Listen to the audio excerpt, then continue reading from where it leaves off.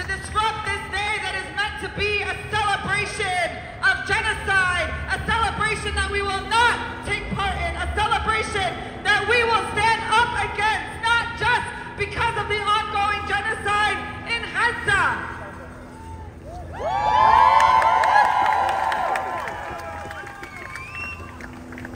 They call it Thanksgiving, we call it Thanks-taking, because we know the real history besides this genocidal holiday. The real history of when the indigenous people in this country were poisoned, when they were tricked, when they were met with colonizers from Europe who believed that they had the right to kill the people on this land, to kill the people on this land, to massacre them, to steal their land, and to establish the settler colony known as the United States of America.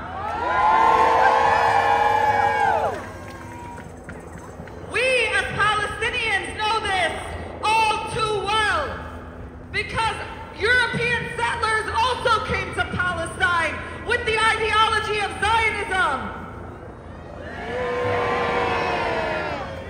They came to our land and massacred our people. And while we mourn our Nakba in May 15, 1948, when we mourn our Nakba that beats the war drum for U.S. imperialism, for Israeli settler colonization, that we make it abundantly clear that the struggle for Palestinian liberation is intertwined with the struggle for indigenous liberation.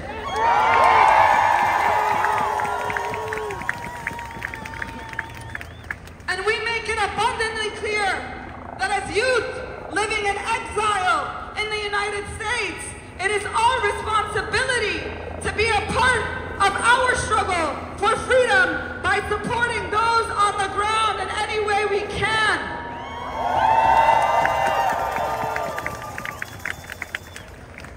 While we live in exile, we struggle as part of the Palestinian liberation struggle because of Gaza is refugees from other parts of Palestine that have been colonized, that have been turned into the so-called Israeli state.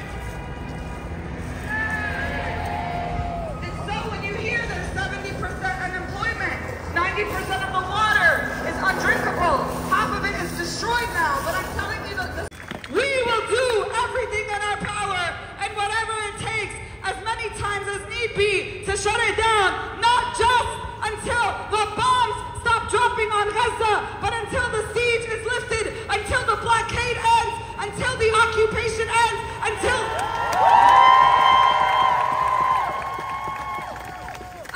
all U.S. funding for Israel ends, and until Palestinians can return, until we receive reparations, and yes, until every single inch of Palestine is free from the river to the sea.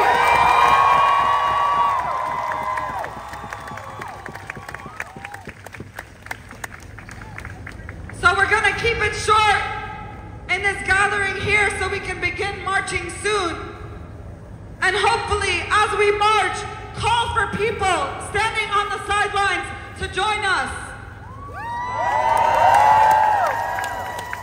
We always grow when we begin to move, because nobody can say that they don't know what's going on in Palestine anymore.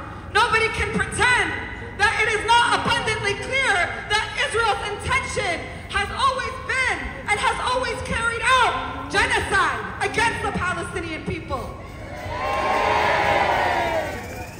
And this is the time for people to make it clear whether they stand on the side of truth, of justice, of dignity, of humanity and liberation, or whether they stand on the side of injustice, of settler colonialism, of racism, of hate, of white supremacy.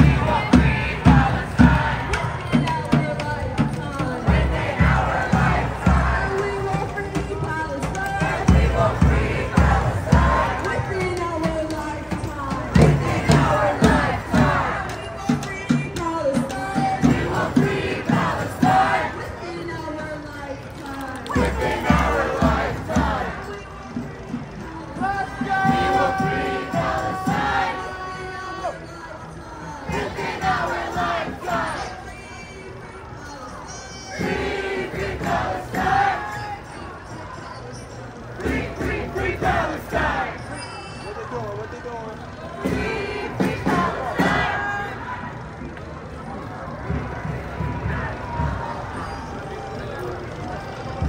where this march is going? Peace and love, baby. Peace and love.